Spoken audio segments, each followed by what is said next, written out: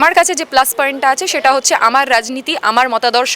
তারা খেটে খাওয়া সাধারণ মানুষের কথা বলে। দাঙ্গায় উস্কানি দিয়েছিল ইমামের ছেলের রক্ত যার হাতে হচ্ছে যে লাগা রয়েছে, দাঙ্গাবাজকে ভোট দেবে না তারা। ফলত বালিগঞ্জের মানুষ বিজেপিকে ভোট দিয়ে নিজের ভোটটা নষ্ট করবে না, এইটুকু তো আমরা জানি। বালিগঞ্জের মানুষ রিজেক্ট করছে তৃণমূলের রাজনীতিকে, বালিগঞ্জের মানুষ রিজেক্ট করছে এই ঘৃণার রাজনীতি, বিজেপির রাজনীতিকে। কলেজ ক্যাম্পাস হোক, ইউনিভার্সিটি ক্যাম্পাস হোক, সেখান থেকে ডাইরেক্ট সংসদীয় রাজনীতির নির্বাচন কতটা চ্যালেঞ্জিং, আর এই কদিনের প্রচারে কি অভিজ্ঞতা, কি মনে হচ্ছে? ছাত্র রাজনীতি যখন করেছি, যখন ছাত্র ছিলাম, তখন ছাত্রদের আমাদের যা দাবি দাবা ছিল, সমস্যা ছিল, সেগুলো নিয়ে লড়াই আন্দোলন করেছি। বর্তমানে আরও বড় দায়িত্ব, মানুষের জন্য লড়াই করা, মানুষকে সঙ্গে নিয়ে লড়াই করা। ফলত চ্যালেঞ্জিং তো বটে, কিন্তু যেহেতু লড়াই করতে নেমেছি, লাল ঝান্ডা নিয়ে লড়াই করতে নেমেছি এবং খেটে খাওয়া মানুষের জন্য লড়াই করতে নেমেছি, ফলত সেটা তো যেমন চলছে, কাজ চলছে, করবে, এবং সেই কাজটা আমরা চালিয়ে যাচ্ছি। এই মুহূর্তে দাঁড়িয়ে আমি এই 2-3 দিন ধরে যে প্রচারের মধ্যে রয়েছি, সেই প্রচার আমি মূলত যে মানুষগুলোর কাছে পৌঁছেছি, তারা যে সমস্যার কথা আমাকে জানিয়েছে, সেগুলো মূলত আমি যেহেতু বালিগঞ্জেরই মেয়ে, ছোটোবেলা থেকে এখানেই বড় হয়েছি, আমার দৈনন্দিন সেই সমস্যাগুলোরই সম্মুখীন আমি হই। তাদের সাথে কথা বলতে গিয়ে কোথাও আমি এই আত্মিকতাটা অনুভব করেছি যে আসলে তারাও আমার বৃহত্তর অর্থে আমারই পরিবার। ফলত আমাদের পরিবারের লোকজনের জন্য যেভাবে আমরা ঝাঁপিয়ে পড়ে সমস্ত কিছুর মোকাবিলা করি, সমস্ত সমস্যার সমাধানের জন্য এগোই, সেইভাবে আমিও সমস্ত সমস্যা সমাধানের জন্য এগোবো। তোমাদের দলের বলা হয় যে বৃদ্ধতান্ত্রিক দল, সহজে টিকিট পাওয়া যায় না, তো তুমি তো এক কনিষ্ঠতম প্রার্থী, তো অনেকেই অভিযোগ করে, এমনকি সম্প্রতি যিনি তোমাদের দল ছেড়েওছে তারও এরকম ধরনের অনেক অভিযোগ রয়েছে দলের বিরুদ্ধে। তোমাদের রাজ্য সম্পাদককে কোডানকোট গব্বর সিং বলছে, তো তুমি কনিষ্ঠতম হিসেবে এবার প্রতিদ্বন্দ্বিতার ক্ষেত্রে, তো তোমাদের দলের যে অভিযোগগুলো সেটাকে কীভাবে দেখছো, যে অন্যরা যে অভিযোগগুলো করে? দেখুন, সেইটা তো হচ্ছে এক প্রকার মিডিয়া বাইনারি থেকে তৈরি করা যে নবীন আর প্রবীণের দ্বন্দ্ব। যারা এই ধরনের অভিযোগ করছে তারা নিজেরাও নবীন অবস্থায় উঠে এসছেন, এবং আমাদের যারা নেতৃত্ব আছে তারাও বহুজন, বেশিরভাগ জনই তারা ছাত্র রাজনীতি করেই উঠে এসছেন। ফলত আমাদের দলে, আমাদের পার্টিতে প্রত্যেকের জন্য জায়গা আছে, এবং প্রত্যেকটা অর্গানাইজেশন, এসএফআই বলুন, ডিওয়াইএফআই বলুন, মহিলা সংগঠন বলুন, প্রত্যেকটা জায়গায় প্রচুর নতুন লোকজন উঠে আসছেন, নতুন কমরেডরা উঠে আসছেন, অল্প বয়সীরা উঠে আসছেন, এবং তারা প্রত্যেকটা জায়গায় সঠিকভাবে নিজেদের দায়িত্বগুলো পালন করছেন।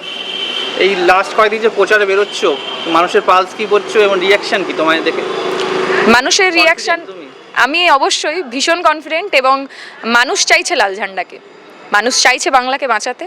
ফলত মানুষ ভরসা ফেরাচ্ছে লাল ঝান্ডায়, এবং মানুষ চাইছে যে সমস্যাগুলো তাদেরকে দৈনন্দিন ফেস করতে হচ্ছে, এই কেন্দ্রের বিজেপি সরকার যেভাবে একের পর এক নীতি মানুষজনের ওপর চাপিয়ে দিচ্ছে, যেভাবে বাইরের দেশে হচ্ছে যে যুদ্ধ লাগলে আমাদের দেশে হচ্ছে রান্নার গ্যাসে টান পড়ে, আমাদের রান্নাঘরে টান পড়ে, রান্নার গ্যাসের দাম বেড়ে যাচ্ছে, নিত্য নৈমিত্তিক আমাদের যে প্রয়োজনীয় জিনিসপত্র সেইগুলোর দাম বেড়ে যাচ্ছে, ওষুধের দামপত্র বেড়ে যাচ্ছে। আমাদের আপনি যদি দেখেন তাহলে হচ্ছে যে আমাদের যে বাজার, সেই বাজারে সবজি, আলু, সেই সমস্ত কিছুর দাম এত বেশি পরিমাণে বেড়ে যাচ্ছে যে সাধারণ মানুষ নাজেহাল হয়ে যাচ্ছে। ফলত জিনিসপত্রের দাম যাতে কমানো সম্ভব হয়, দ্রব্যমূল্য যাতে নিয়ন্ত্রণ করা সম্ভব হয়, রান্নার গ্যাসের দাম যাতে কমানো সম্ভব হয়, সেই সমস্ত কিছু নিয়ে লড়াই চলবে। এবং তার সাথে আমাদের যদি আমরা কেন্দ্র এবং রাজ্য মিলিয়ে বলি, তাহলে আমাদের শিক্ষা, স্বাস্থ্য, সমস্ত কিছুকে বেসরকারিকরণ করা হচ্ছে, সরকারি স্কুলকে সম্পূর্ণ ধ্বংস করে দেওয়া হয়েছে। স্বাস্থ্য পরিকাঠামোর কঙ্কালসার অবস্থা আমরা দেখেছি লকডাউনের সময় থেকে এখন। মানুষকে প্রাইভেট হসপিটালগুলোতে গিয়ে চিকিৎসা করাতে হচ্ছে। ফলত শিক্ষা, স্বাস্থ্য, রুটি রুজির লড়াইয়ে আমরা মানুষকে সঙ্গে নিয়ে লড়াই করছি। বালিগঞ্জে তোমার যে প্রধান বিরোধী শাসক দলের শোভনদেব বাবু যদি বলি, দীর্ঘদিনের রাজনীতিবিদ, মন্ত্রিত্ব সামলেছেন এক সময়, তো তুমি সেখানে একেবারে নবাগতা, ডেবিউট্যান্ট বলা চলে একেবারে, তো সেখানে দাঁড়িয়ে এরকম একজন অভিজ্ঞ রাজনীতির বিরুদ্ধে নামার সময় একটু হলে ভীত? না, ভীত আমি একদমই নয়। উনি অনেক অভিজ্ঞ, উনি অনেক বয়োজ্যেষ্ঠ, উনি আমার থেকে অনেক আগে রাজনীতিতে এসছেন, কিন্তু ওনার মতাদর্শকে সমর্থন করি না। ওনার মতাদর্শ আসলে সাধারণ খেটে খাওয়া মানুষের মতাদর্শের কথা বলে না, তাদের পক্ষে কথা বলে না, তাদের পক্ষে রাজনীতির কথা বলে না। আমার কাছে যে প্লাস পয়েন্টটা আছে সেটা হচ্ছে আমার রাজনীতি, আমার মতাদর্শ। তারা খেটে খাওয়া সাধারণ মানুষের কথা বলে, রুটি রুজির কথা বলে। আমরা যদি বিজেপির অবস্থাও দেখি, এই তৃণমূল সরকারই তো আসলে বিজেপিকে আমাদের পশ্চিমবাংলায় জায়গা করে দিয়েছে, এবং বিজেপি যেভাবে বিভাজনের রাজনীতির খেলা শুরু করেছে, মানুষকে জাতের নামে, ধর্মের নামে, ভাষার নামে ভুলিয়ে দেওয়ার চেষ্টা করছে, সেটার বিরুদ্ধে দাঁড়িয়ে আমাদের লড়াই। ফলত সেই লড়াইটা আমরা লড়ছি। গত বালিগঞ্জ বিধানসভা উপনির্বাচনে এখানে সায়রা শাহ হালিম প্রার্থী ছিলেন, তিনি এক প্রকার চমক দিয়ে দ্বিতীয় স্থানে উঠে এসেছিলেন। তোমার কাছে তো চ্যালেঞ্জটা আরও বড়, তাহলে প্রথম হওয়ার। হ্যাঁ, চ্যালেঞ্জটা অনেক বড় এবং চ্যালেঞ্জটা আমরা অ্যাকসেপ্ট করেছি এবং আমরা প্রথম হব।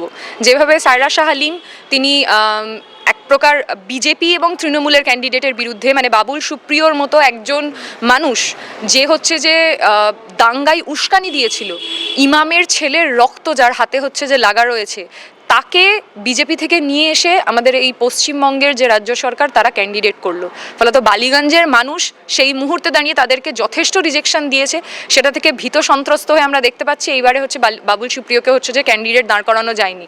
ফলত সায়রা শাহ হালিম যেই লড়াইটা লড়েছিলেন, সেই লড়াইটার পর হচ্ছে যে এই মুহূর্তে দাঁড়িয়ে আমরা বালিগঞ্জের মানুষকে নিয়ে লড়াই করছি। বালিগঞ্জের মানুষ রিজেক্ট করছে তৃণমূলের রাজনীতিকে, বালিগঞ্জের মানুষ রিজেক্ট করছে এই ঘৃণার রাজনীতি, বিজেপির রাজনীতিকে।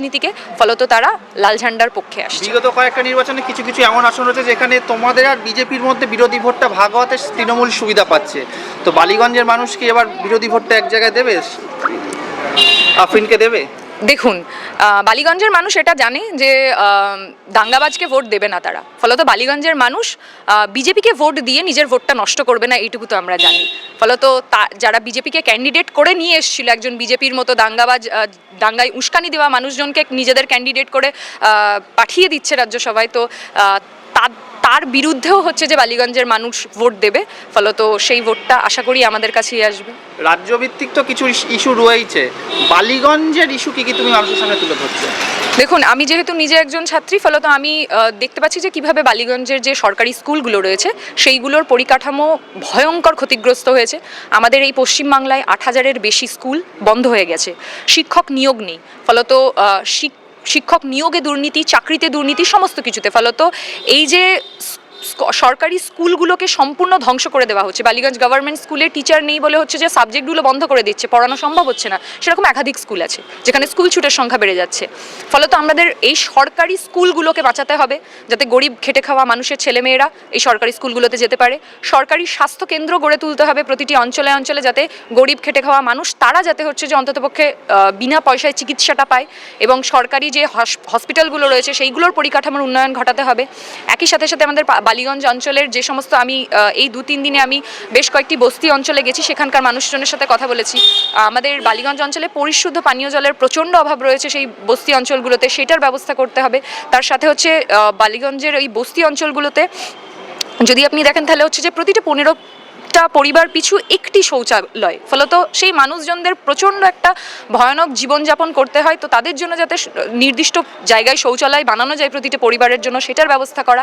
এবং একই সাথে আমাদের শিক্ষা, স্বাস্থ্য, রুটি রুজি, যাতে পশ্চিমবাংলার মানুষ এই পশ্চিমবাংলায় থেকে কাজ পায়। দীর্ঘ 15 বছরে আমাদের পশ্চিমবাংলায় নতুন কোনো শিল্প হয়নি, কারখানা হয়নি, তারা যাতে এখানে কাজ পায়। পরিযায়ী শ্রমিক হয়ে তাদেরকে বাইরে না চলে যেতে হয়।